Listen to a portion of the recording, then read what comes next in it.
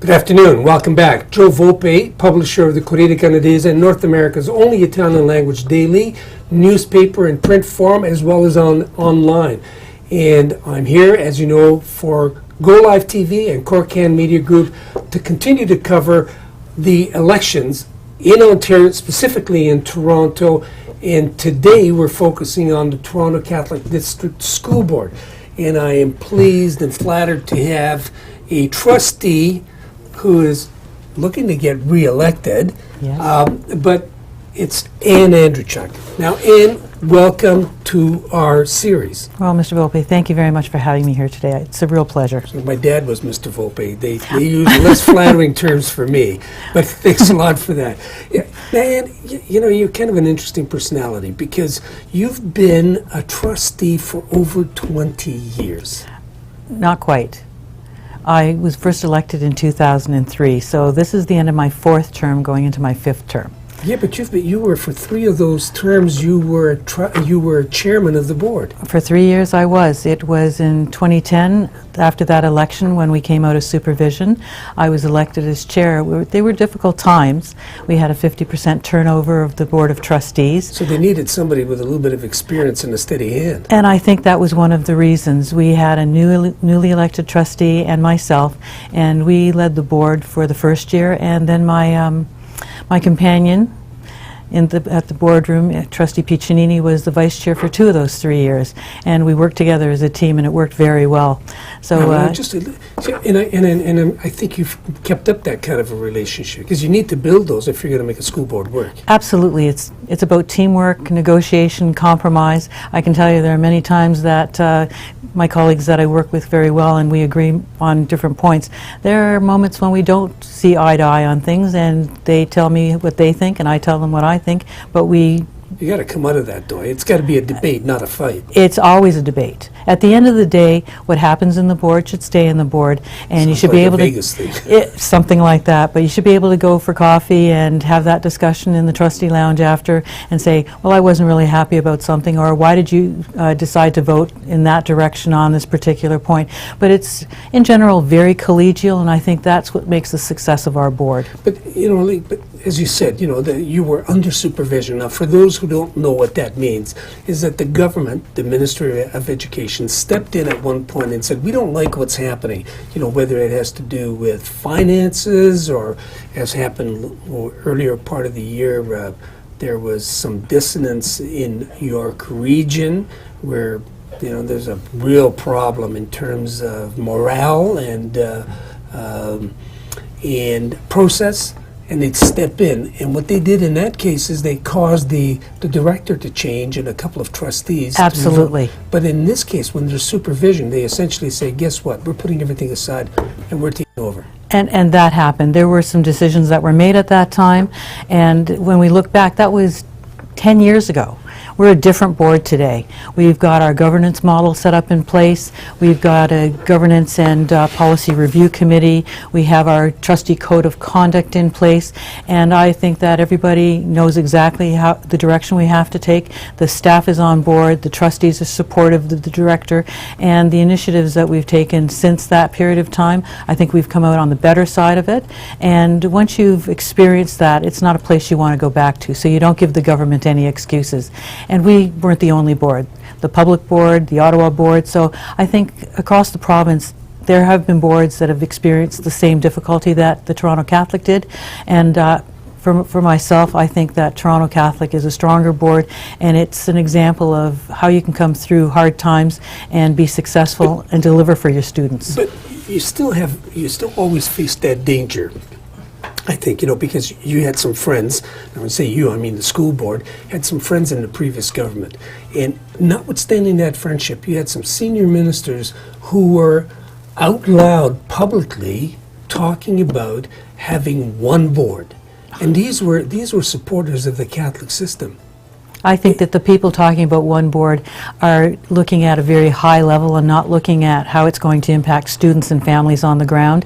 There might be some minor financial savings, but there'll be such a disruption in the school system, not only for the Catholic board, but for the public board, because you're going to start consolidating schools, public and Catholic, and that's at the elementary and secondary level. And as Catholics, we would have a right to ask for religious accommodation, and that's a regulation that they have at the provincial level. So, But that's something that they could change. well, the government can change anything, but I think that the cost of the disruption, the increased busing, the outcry from the taxpayer that is going to be impacted by changing a system to one school system. But at the end of the day, at this particular point in time, the Catholic board provides an option. Only for Catholics, but we can choose public or That Catholic. number's diminishing, isn't We it? still have pretty healthy numbers considering that immigration isn't from Catholic countries. But it could We've be. taken refugees in, and we're delivering a good level of education to the students in our care. And I just think that we graduate students who contribute to the success of the education system in the province. They become outstanding and functioning members of society and making major contributions. I don't have a list for you now, but I can provide a list of all the successful Catholic graduates who Well, are... you're one. Well, thank you for saying that. So having a choice, when you put a monopoly in place, there's no innovation. You know, you tend to kind of sit back on your laurels. And when you have competition, it doesn't matter if it's a car dealership, if it's education, if it's restaurants. Competition makes things better because it keeps you on your toes to look at what the next innovative thing is. And we also have private schools, and we have to compete with the private schools, as do the public, and they are growing. So we have to offer a good product, a great outcome for our students, and I think that will continue the viability of Catholic education in this province and increase our numbers too, because they will recognize that we are doing something good for our Oh, I know students. you read our newspaper. Well, the English when I can. We try to get an English article in there And I every appreciate day it. if we can. But on the education side, you know that we've been a big critic. And this isn't to, ambush you with a question, but you know that this was coming.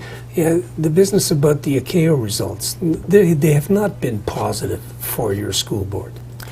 I don't think that they're positive for any of the boards, but in particular in mathematics. There are changes coming in mathematics, and I think that we're putting tools in place.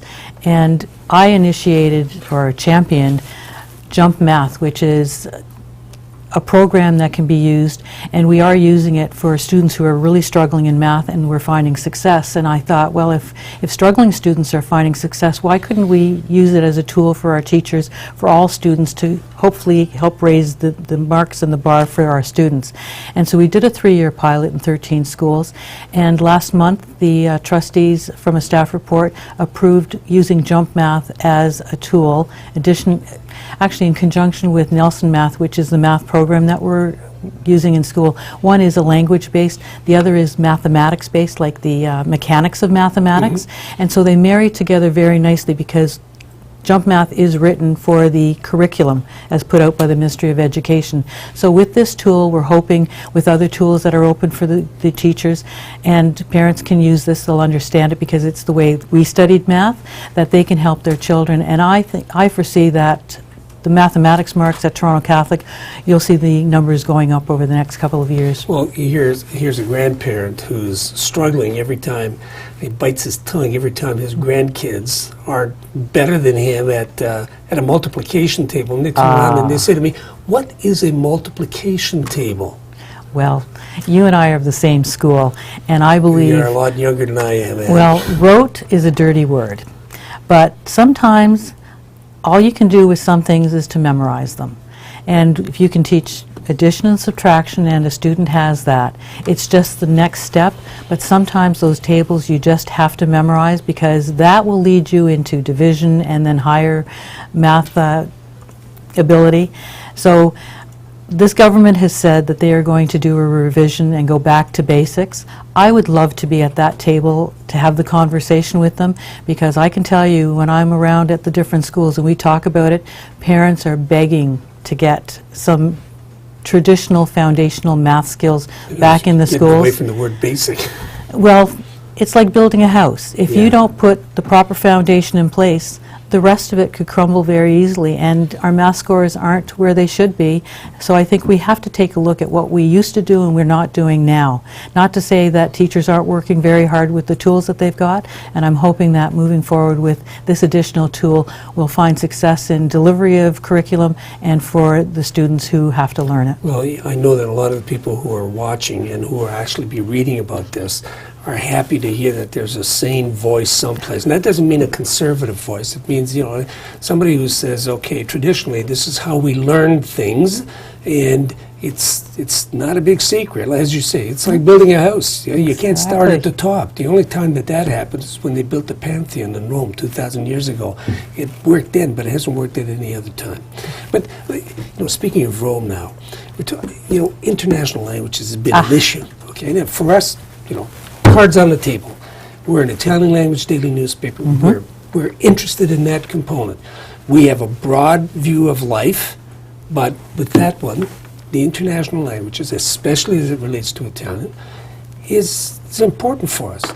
And yet your board, over the last several years, tried to eliminate that program from the extended day factor. Now, extended day, I think our viewers all know, means you got to add another 20 minutes a day. Exactly. Again, it's part of the collective agreement, a decision made, and I think we've been struggling with it over the last few years, realizing that we were faced with a challenge in how we could deliver on the extended day.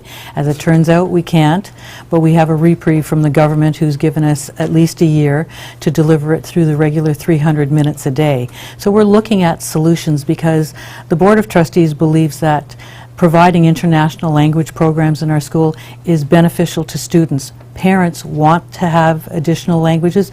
I have Eastern Rite School, so Ukrainian is taught not just as part of an extended day, but as part of the curriculum for the Ukrainian It's kind of a schools. Ukrainian They're unique. immersion. Exactly.